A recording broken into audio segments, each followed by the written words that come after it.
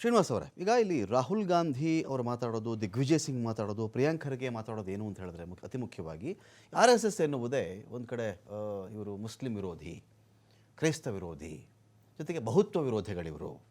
ಇವರು ಏಕತೆ ಅಂದರೆ ಇವರಿಗೆಲ್ಲ ಒಂದೇ, ಹಿಂದೂ ರಾಷ್ಟ್ರ, ಒಂದೇ ಒಂದು ಭಾಷೆ, ಹಿಂದಿ ಭಾಷೆ ಸಾಕು, ಹಿಂದೂ ರಾಷ್ಟ್ರ ಸಾಕು, ಇದನ್ನೇ ಕರೆಯೋಣ, ಎಲ್ಲ ಏಕ ಏಕ ಏಕ ಏಕ ಇದು ಮಾತ್ರ ಇದೆ.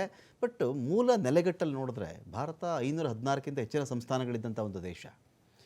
516ಕ್ಕಿಂತ ಹೆಚ್ಚಿನ ಸಂಸ್ಥಾನಗಳಿದ್ದಂಥ ದೇಶ ಕಾಲಾನಂತರದಲ್ಲಿ ಒಂದು ಒಗ್ಗೂಡಿ ಒಂದು ದೇಶದ ರಚನೆಯಾಗಿ ಅದು ರೂಪುಗೊಂಡು, ಒಬ್ಬರು ರಾಜಸ್ಥಾನಿ ಮಾತಾಡ್ತಾರೆ, ಒಬ್ಬರು ಮರಾಠಿ ಮಾತಾಡ್ತಾರೆ, ಇನ್ನೊಬ್ರು ಯಾರೋ ಒಡಿಯಾ ಮಾತಾಡ್ತಾರೆ, ಇನ್ನೊಬ್ಬರು ಕನ್ನಡ, ತಮಿಳು, ತೆಲುಗು, ಮಲಯಾಳಮ್ಮು, ಈ ರೀತಿ ನಿಮಗೆ ವಿವಿಧತೆ, ಬೇರೆ ಬೇರೆ ಪ್ರಾಂತ್ಯಗಳನ್ನು ಒಗ್ಗೂಡಿಸಿಕೊಂಡು ದೇಶ ಅಂತ ಒಂದು ರಚನೆ ಮಾಡ್ಕೊಂಡಿದ್ದೀವಿ. ಹೀಗಿದ್ದಾಗ ಬಹುತ್ವವನ್ನು ಇವರು ಒಪ್ಪಲ್ಲ, ಮುಸ್ಲಿಮ್ಸ್ ಕಂಡ್ರೆ ಆಗಲ್ಲ ಇವರಿಗೆ, ಬರೀ ಹಿಂದೂ ರಾಷ್ಟ್ರ ಅಂತ ಮಾಡುವುದಾದರೆ ಕಾನ್ಸ್ಟಿಟ್ಯೂಷನ್ನೇ ಮಾಡಿಬಿಡ್ಬೇಕಾಗಿತ್ತು. ಅದನ್ನು ಫಸ್ಟ್ ಆಫ್ ಆಲ್ ಇವರು ಕಾನ್ಸ್ಟಿಟ್ಯೂಷನ್ನೇ ಒಪ್ಪಲ್ಲ. ಇವರು ಅಪ್ ಟು 2002 ಇವರು RSSನ ಕೇಂದ್ರ ಕಚೇರಿಯಲ್ಲಿ ರಾಷ್ಟ್ರದ ಧ್ವಜವನ್ನು ಹಾರಿಸೋಕ್ಕೆ ಇವರು ಹಿಂದೇಟು ಹಾಕಿದವರು. ರಾಷ್ಟ್ರ ಧ್ವಜವನ್ನೇ ಒಪ್ಕೊಂಡಿರಲ್ಲ ಇವರು ಅಂತ ಬಂದಾಗ ವೈ ಅಂತ ಒಂದು ಪ್ರಶ್ನೆ ಬರಬಾರ್ದಾ ಸರ್? ದಿಗ್ವಿಜಯ್ ಸಿಂಗ್ ಅವ್ರಿಗಾಗಲಿ ಅಥವಾ ರಾಹುಲ್ ಗಾಂಧಿ ಆಗಲಿ, ಪ್ರಿಯಾಂಕ್ ಖರ್ಗೆ ಆಗಲಿ, ಯಾಕೆ ಯಾವ ರೀತಿ ಮಾತಾಡ್ತಾರೆ ಅಂದರೆ, ಇವರಿಗೆ ಹಿಂದೂ ಶಬ್ದದ ಪರಿಕಲ್ಪನೆ ಗೊತ್ತಿಲ್ಲ. ಓಕೆ, ಹಿಂದೂ ಅಂದರೆ ಸಮಗ್ರ ಅಂತ, ಸಮಷ್ಟಿ ಅಂತ, ಪೂರ್ಣ ಅಂತ. ಇಲ್ಲಿ ಈ ದೇಶದಲ್ಲಿ ಯಾರೆಲ್ಲ ವಾಸ, ಯಾವ ಡಿಕ್ಷನರಿ ಇದೆ ಇದು ಹಿಂದೂ ಅಂದ್ರೆ ಈ ತರದ್ದೊಂದು? ಹೌದು, ಎಲ್ಲರೂ ತೋರಿಸ್ಕೊಡಿ. ಅದ್ರ ಶಬ್ದ ಹಿಂದೂ ಅಂದ್ರೆ ಏನು? ಹಿಂದೂ ಒಂದು ಧರ್ಮ, ಹಿಂದೂ ಧರ್ಮ ಅಂತ ಮಾತಾಡ್ತಾರೆ. ಅದೊಂದು ಬದುಕುವ ಪದ್ಧತಿ ಅಂತ ಕೂಡ ಕೆಲವರು ಮಾತಾಡ್ತಾರೆ. ಬದುಕುವ ಪದ್ಧತಿ ಅಂದ್ರೆ ಏನ್ ಹೇಳಿ? ಏನು ಬದುಕುವ ಪದ್ಧತಿ? ಎಲ್ಲರೂ ಅವ್ರವ್ರ ಬದುಕಿನ ಪದ್ಧತಿ ಅಂದ್ರೆ ಎಲ್ಲ ಸೇರಿ ತಾನೇ ಅದು. ಓಕೆ, ನಾವು ಡಿಫೈನ್ ಮಾಡ್ಕೊಂಡಿರೋದು ಹಿಂದೂ ಅಂದ್ರೆ ಸಮಷ್ಟಿ, ಸಮಗ್ರ, ಪೂರ್ಣ, ಪರಿಪೂರ್ಣ ಅಂತ. ಇದರಲ್ಲಿ ಹಿಂದೂಗಳು ಇದ್ದಾರೆ, ಧರ್ಮ ಪಾಲನೆ ಮಾಡೋರು, ಮುಸಲ್ಮಾನರು ಇದ್ದಾರೆ, ಕ್ರಿಶ್ಚಿಯನ್ರು ಇದ್ದಾರೆ, ಎಲ್ಲರೂ ಇದ್ದಾರೆ. ಯಾರನ್ನು ಬಿಟ್ಟು ಇದು ಪೂರ್ಣ ಆಗಲ್ಲ. ಒಂದು ಪಾಯಿಂಟ್ ಎಲ್ಲೋ ಒಂದ್ ಕಡೆ ಕಟ್ಟಾಯ್ತು ಅಂದ್ರೆ ಅದು ಸಂಪೂರ್ಣ ಆಗಲ್ಲ. ಮುಸ್ಲಿಮರು ಕೇಳಿದ್ರೆ ಅವರು ಹೇಳ್ತಾರೆ, ಮುಸ್ಲಿಂ ಎಂದರೆ ಸರ್ ನಮ್ಮ ಅಲ್ಲ, ಎಲ್ಲರೂ ಒಂದು ಅಂತ ಹೇಳಿದ್ದಾರೆ, ಎಲ್ಲರ ಜೊತೆ ಬದುಕು ಅಂತ ಹೇಳಿದ್ದಾರೆ, ಸಾಮರಸ್ಯದ ಇರಿ ಅಂತ ಹೇಳಿದ್ದಾರೆ, ಒಗ್ಗಟ್ಟು ಅಂತ ಹೇಳಿದ್ದಾರೆ ಅಂತ ಅವರು ಹೇಳ್ತಾರೆ. ನೀವು ಹೇಳ್ದಂಗೆ ಅವರು ಒಂದು ವ್ಯಾಖ್ಯಾನ ಕೊಡ್ತಾರೆ. ಜನ ಸುಖಿನೋ ಭವಂತ್ ಅಂತ ಇದೆಯಾ? ವಸುದೈವ ಕುಟುಂಬಕಂ ಅಂತ ಇದೆಯಾ? ಓಕೆ, ಇದೆಯಾ? ಒನ್ ವರ್ಲ್ಡ್ ಒನ್ ಫ್ಯಾಮಿಲಿ ಅಂತ ಇದೆಯಾ? ಅಲ್ಲಿ ನಮ್ಮ ಹಿಂದೂ ಧರ್ಮ ಹುಟ್ಟಿದಾಗಿಂದ ಒನ್ ವರ್ಲ್ಡ್ ಒನ್ ಫ್ಯಾಮಿಲಿ ಅಂತ ಇದೆ. ಹಾಗಾಗಿ ಯಾರನ್ನ ಬಿಟ್ಟು ನಾವಿಲ್ಲ ಈ ದೇಶದಲ್ಲಿ, ಎಲ್ರನ್ನೂ ಸೇರ್ಕೊಂಡು ನಾವು ಹೋಗ್ತಾ ಇದ್ದೀವಿ. ಹಾಗಾಗಿನೇ ನಮ್ಮ ವೇಣುಗೋಪಾಲ್ ಅವ್ರು ಹೇಳಿದಾಗೆ ಇದು 100 ವರ್ಷ ಈ ಪ್ರಪಂಚದಲ್ಲಿ ಯಾವುದೇ ಒಂದು ಸಾಮಾಜಿಕ ಸಾಂಸ್ಕೃತಿಕ ಸಂಘಟನೆ 100 ವರ್ಷ ಪೂರೈಸಿದೆ, ಯಾವುದೇ ವಿಘ್ನಗಳಿಲ್ಲದೆ ಭಿನ್ನವಾಗದೆ. ಅಂದ್ರೆ ಅದು ನಾನು ಹೆಮ್ಮೆಯಿಂದ ಹೇಳ್ಕೊಳ್ತೀನಿ, ರಾಷ್ಟ್ರೀಯ ಸ್ವಯಂ ಸೇವಕ ಸಂಘ. ಏನ್ ಸರ್? ಹಾಗಾಗಿ ಇಲ್ಲಿ ಯಾರನ್ನು ಬಿಡೋ ಪ್ರಶ್ನೆನೇ ಇಲ್ಲ.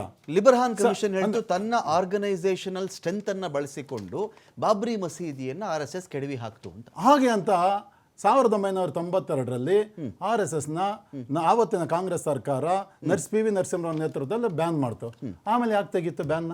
ಓಕೆ, ಯಾಕೆ ಅಂದ್ರೆ ಅದರಲ್ಲಿ RSSನ ಪಾತ್ರ ಇರಲಿಲ್ಲ ಅಂತ ಹೇಳಿ. ಯಾಕೆಂದ್ರೆ ಈ ಬ್ಯಾನ್ ಮಾಡೋದೇ ತಪ್ಪು RSSನ.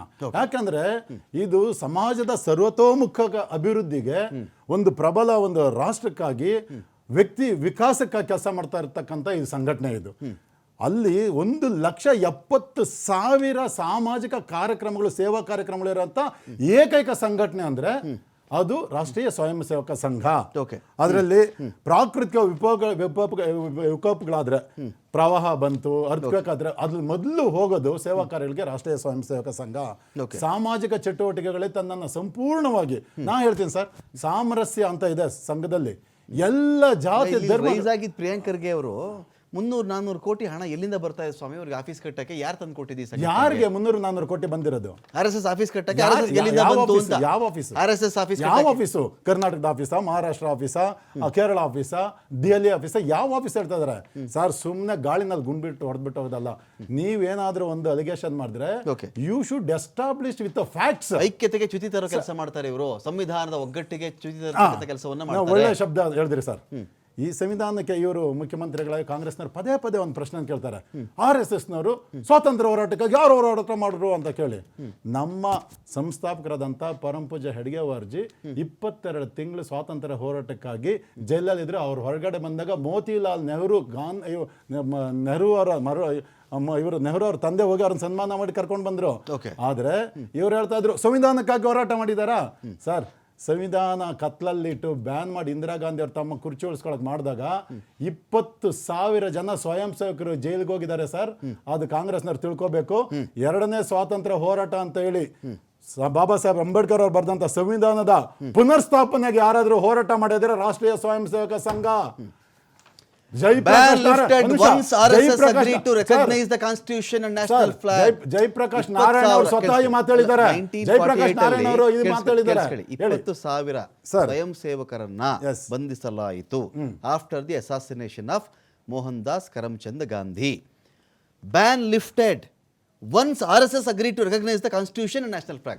ಯಾವಾಗ RSS ಸಂವಿಧಾನವನ್ನ ಮತ್ತು ರಾಷ್ಟ್ರ ಧ್ವಜವನ್ನ ಒಪ್ಪುತ್ತೇನೆ ಎಂದು ಹೇಳಿದ ಮೇಲೆ ಈ ನಿಷೇಧವನ್ನು ತೆರವುಗೊಳಿಸಲಾಯಿತು. ಒಂದು ನಿಮಿಷ ಸರ್, ಅದು ಒಪ್ಕೊಂಡಿಲ್ಲ ಅಂದಿದ್ರೆ ರಾಷ್ಟ್ರೀಯ ಸ್ವಯಂ ಸೇವಕ ಸಂಘ ಎಮರ್ಜೆನ್ಸಿನಲ್ಲಿ ಏನು ಹೋರಾಟ ಮಾಡಬೇಕಾಗಿತ್ತು?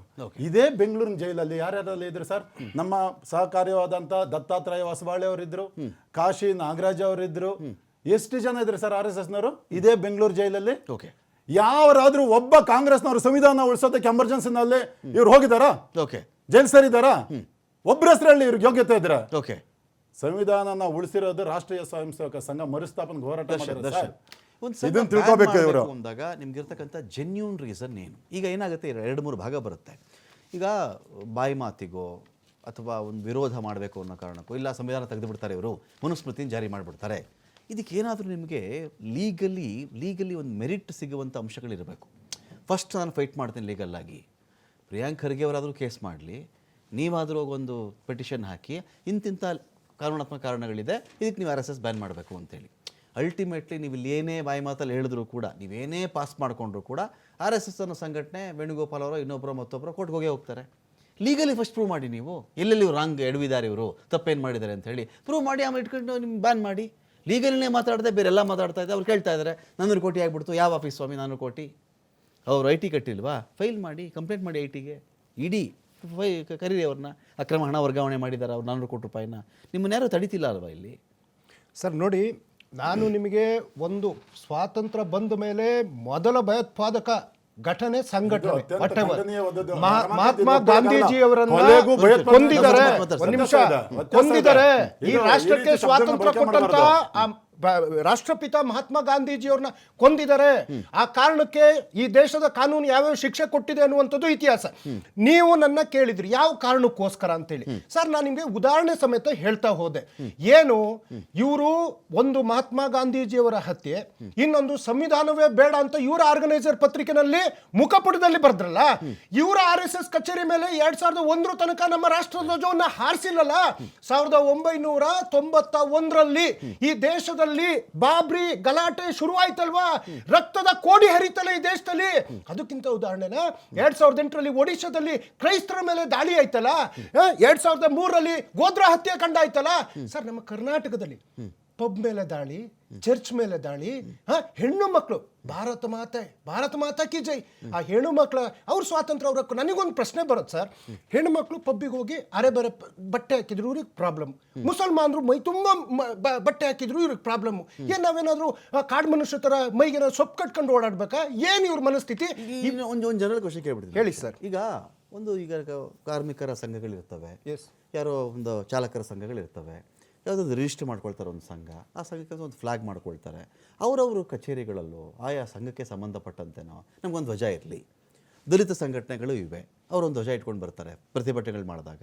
ಆ ಧ್ವಜ ಇದ್ದರೆ ನಾವು ಅದನ್ನು ನೀವು ಯಾಕೆ ನ್ಯಾಷನಲ್ ಫ್ಲಾಗ್ ಇದು ಮಾಡ್ತಾ ಇಲ್ಲ ಕೇಳಬಹುದು. ನಾನು ನಾಲೆಡ್ಜ್ ಕೇಳ್ತಾ ಇದ್ದೀನಿ. ವೆರಿ ವ್ಯಾಲಿಡ್ ಕ್ವಶನ್ ನಿಮಗೆ ಉದಾಹರಣೆ ಸಮೇತ, ಯಾಕೆಂದ್ರೆ you raised a good question. Sir, ಈದ್ಗಾದಲ್ಲಿ, ಈದ್ಗಾ ಅಂದರೆ ಮುಸ್ಲಿಮರು ಪ್ರೇಯರ್ ಮಾಡುವಂತ ಒಂದು ಜಾಗ, ಅವ್ರಿಗೂ ಒಂದು ಫ್ಲಾಗ್ ಇರುತ್ತಲ್ಲ. ಉದಾಹರಣೆ, ಇವ್ರ ಮನೇಲಿ ಹಾಕೊಳ್ಳಿಲ್ಲ, ಇವ್ರ ಕಚೇರಿಲಿ ಹಾಕ್ಲಿಲ್ಲ. ಹುಬ್ಳಿನಲ್ಲಿ ಎಷ್ಟು ದಿನ ಕರ್ಫ್ಯೂ, ಗೋಲಿಬಾರ್, ಗಲಾಟೆಗಳು, ಇವರ ಅಸ್ತಿತ್ವಕ್ಕೋಸ್ಕರ ದೇಶದ ಒಳಗಡೆ. ಸರ್, RSS ಅಂದ್ರೆ ರಾಷ್ಟ್ರೀಯ ಸಮಸ್ಯೆಗಳ ಸಂಘ. ಇದು ಇವ್ರು ಯಾವ ಸೇವೆ ಮಾಡಿದಾರೆ ಅಂತ ಹೇಳ್ತಾರೆ. ಸರ್, ನಾವು ಸೇವೆ ಮಾಡಿದೀವಿ ಸರ್, ಕೊಡಗಿನ ಗುಡ್ಡ ಕುಸ್ತ ಆದಾಗ ನಾನೇ ಹೋಗಿ ಸೇವೆ ಮಾಡಿ ಬಂದಿದ್ದೀವಿ. ಈ ರಾಷ್ಟ್ರದಲ್ಲಿ ಆಯ್ತು, ಇವರು ಸಂಸತ್ ಸ್ಥಾನಕ್ಕೆ ಹೆಂಗ್ ಕಳಿಸ್ತಾರೆ? ಇವಾಗ ಸುಪ್ರೀಂ ಕೋರ್ಟ್ ಅಲ್ಲಿ ಏನ್ ಡಿಸಿಷನ್ ಬಂದಿದೆ, ಪ್ರಜ್ಞಾ ಠಾಕೂರ್ ಮಾಲೇಗಾಂವ್ ಸ್ಫೋಟ ಆಯ್ತಲ್ಲ, ಅಲ್ಲಿ ಸುಮಾರು ಮುಸಲ್ಮಾನರು ಸತ್ರಲ್ಲ 2003 ರಿಂದ 2008 ತನಕ.